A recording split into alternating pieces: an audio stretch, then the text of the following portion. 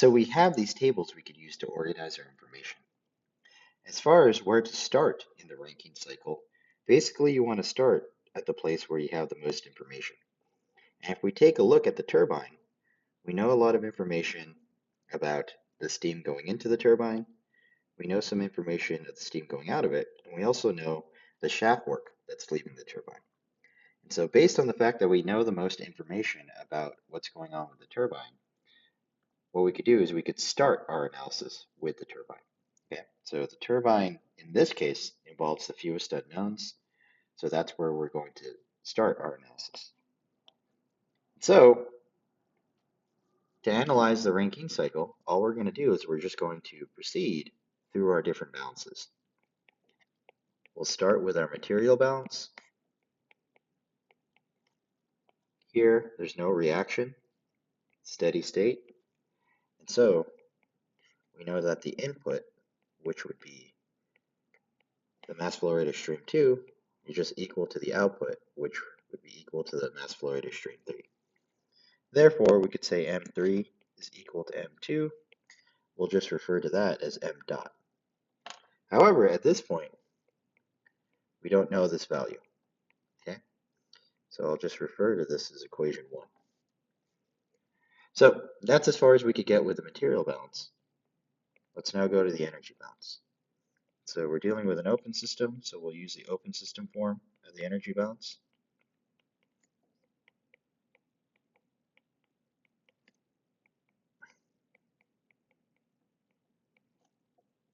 Okay, and then we're not worrying about any changes in kinetic or potential energy.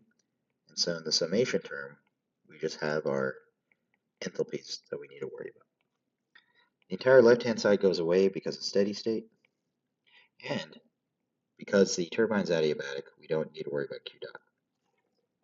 So what we're left with, if we rearrange our energy balance, we get that the shaft work is just equal to minus M2 H hat 2 minus M3 H3 hat.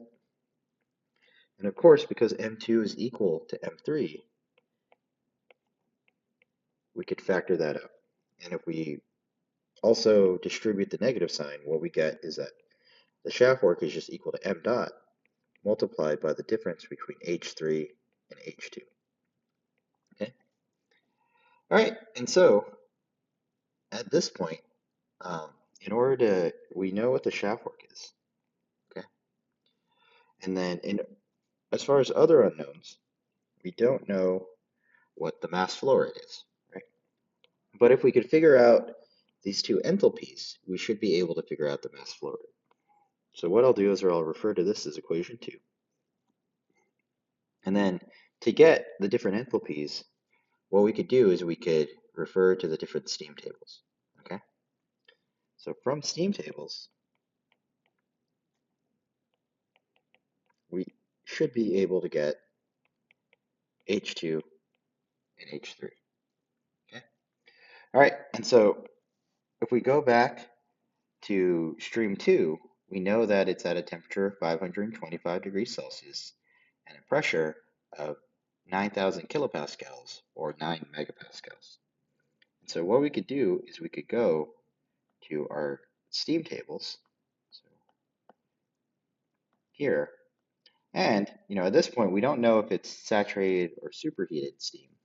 So what we could do is we could just look up, in the superheated steam tables, we could just look up a pressure of 9 megapascals. So it's listed here. And as you know, in the superheated steam tables, the number in parentheses tells you the saturation temperature at that pressure. And so here, the saturation temperature is 303.4 Celsius, and our stream is at 525. And so that tells us that we're going to be dealing with a superheated steam for the input to the turbine. Okay? All right, so we're at a temperature of 525. What we find is that 525 isn't listed, but we have 500 and 550. All right, and so that tells us we will have to do some sort of interpolation in order to get the enthalpies. Okay, so all you have to do is just do your typical interpolation calculation. I'll let you, the viewer, do that as practice for yourself, but in the end, what you should get is H2 equals about 3,448.7 kilojoules per kilogram. So this is from interpolation.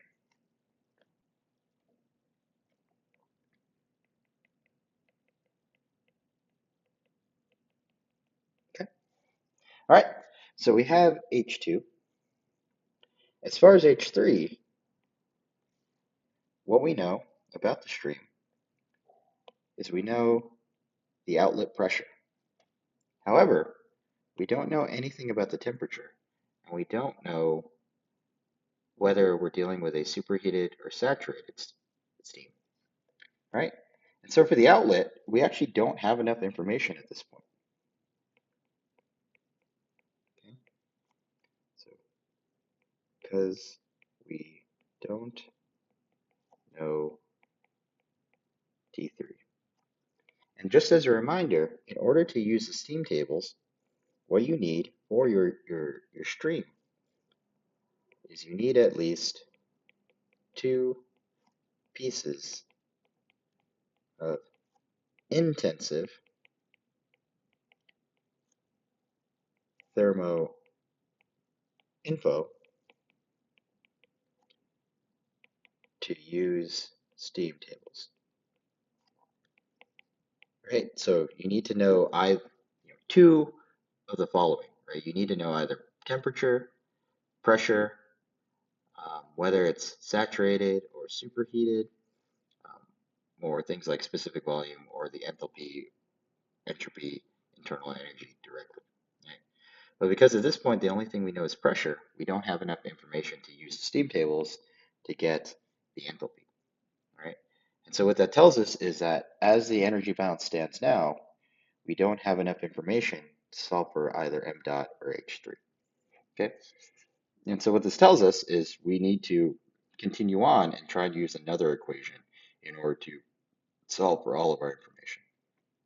And so the next equation that we can use is just the entropy balance. So we could start with the open system form of the entropy balance. Okay? So what we get here is ds dt is equal to the summation of the entropy of the different streams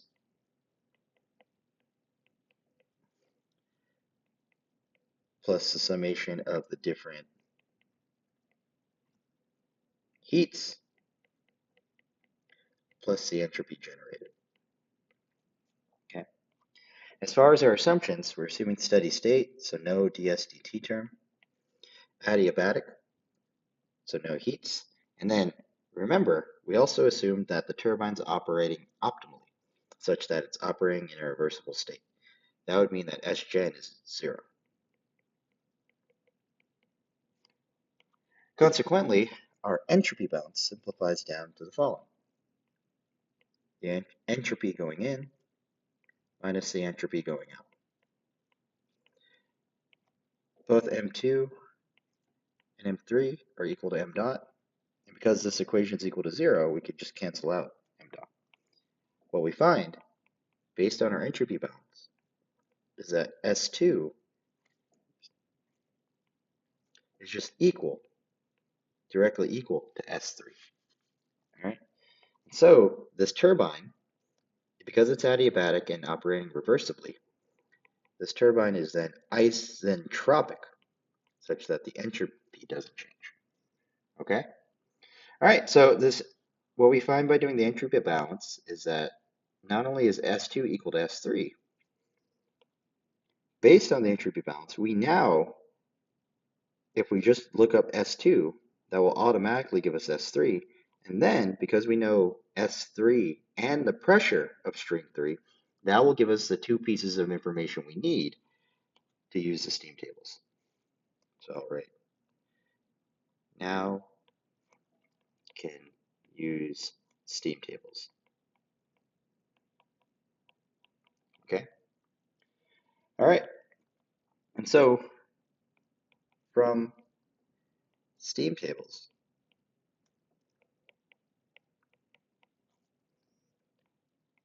We know for stream 2, the inlet to the turbine, we know the temperature, pressure, we know it's superheated. And so, as we did with the enthalpy, we could use the steam tables to interpolate and get the entropy value at T2 is equal to 525 degrees Celsius and 9e to the 3 kilopascals. Okay, so just as a reminder, let me put the units as well.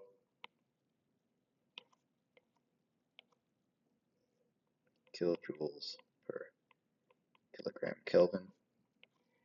This was from interpolation. Okay. All right, so we have the value for S2, and then based on our entropy balance, we know that S3 is just equal to S2. So that's going to be equal to 6.7388 kilojoules per kilogram K at a pressure P2, oh, at a pressure P3 equal to 20 kilopascals. Okay? All right, so at this point, we know the pressure and we know the entropy. All right? So we have those two pieces of information. What we could do now is we could go to the steam tables and figure out the other properties of stream 3. But, it's going to be a little bit tricky. And so the way we're going to do it is we're told what the pressure is, right? But we still don't know if we're dealing with a superheated or saturated steam. So what we could do in this case is let's go to the saturated steam tables where it's listing everything in terms of pressure.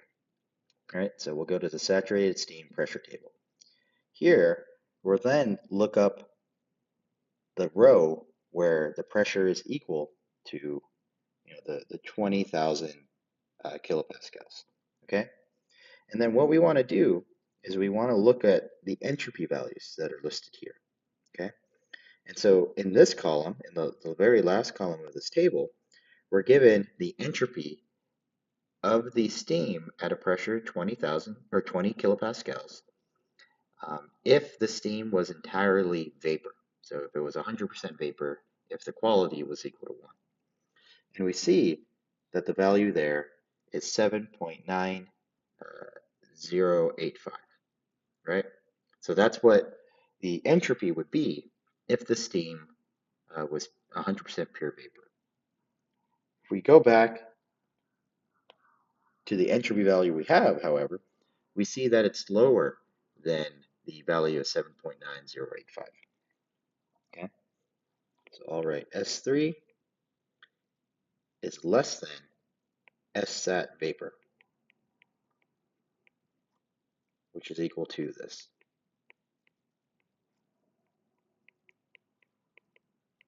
Okay, all right, so it's less than that. If we go back to the steam table, we can now look up the entropy value for the pure saturated liquid. So if the steam was just 100% liquid at a pressure of 20 kilopascals. And we find that the value is 0.8320, which is much smaller than the entropy value we have for stream 3.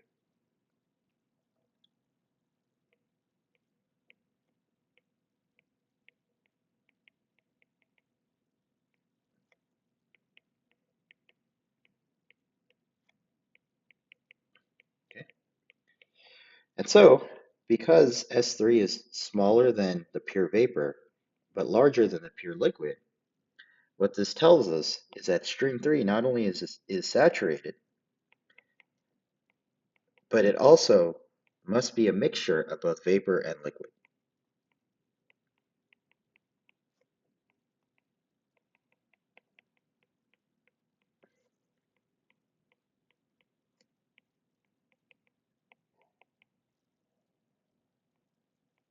All right, such that S3 would be equal to Q3 times S sat vap plus 1 minus Q3 S sat liquid. Okay? Where once again, Q is just your steam quality. Okay? All right, and so in this expression here, right, we know what S3 is, and we just looked up these two values. And so the only unknown we have is Q3. And so what we could do is one equation, one unknown, we could just solve for Q3. And we get that our quality is 0.8346. Okay? All right. So now that we have our Q value, and we said that the entropy of stream 3 has to be the mixture of the entropies of the pure vapor and the pure liquid. In a similar manner, we can now estimate H3 because it will also be just a mixture of the pure vapor and pure liquid enthalpies. Okay. All right, so you could just look up these values in the steam table as well. And now that we know Q3, we just plug in. And what we get is that H3 is equal to 2219.8 kilojoules per kilogram. Okay. All right.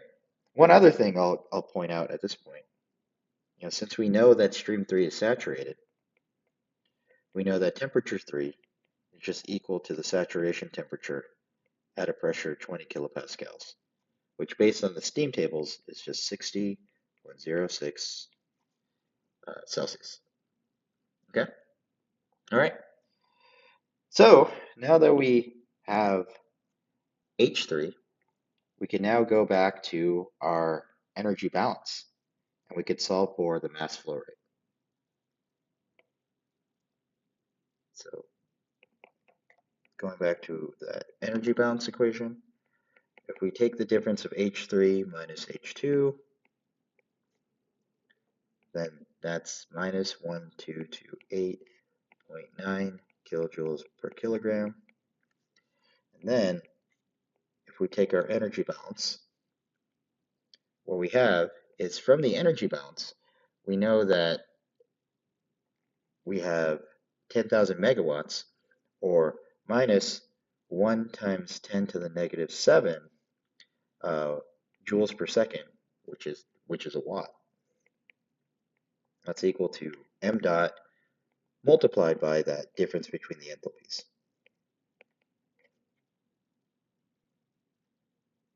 And then we'll convert this just to joules. Okay.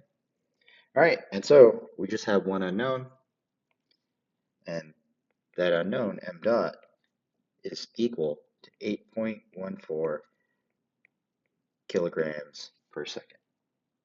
Okay.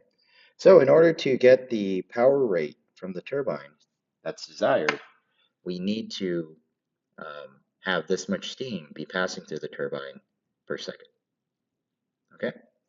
All right. So to analyze the turbine, we just used our material, energy, and entropy balances in combination with the steam tables. Okay. And so let's catalog all of the information that we calculated for the turbine. So if we go back to our table, for stream 2, we know that these are the enthalpy and entropies. And for stream 3, we now know the temperature and thermodynamic properties. And then for the turbine, we have that change in the enthalpy. So it's about here. Well, here I guess I got units like kilowatts, right? So if you multiply it by the mass flow rate, and actually we already know that's just 1 times 10 to the 4th kilowatts, right? That's equal to the shaft work, and we know that the heat leaving the turbine, because it's adiabatic, is just equal to 0. Okay? All right, and so that's the steps for analyzing the turbine portion of Rankine cycle if the turbine is operating optimally. So if it's operating reversibly.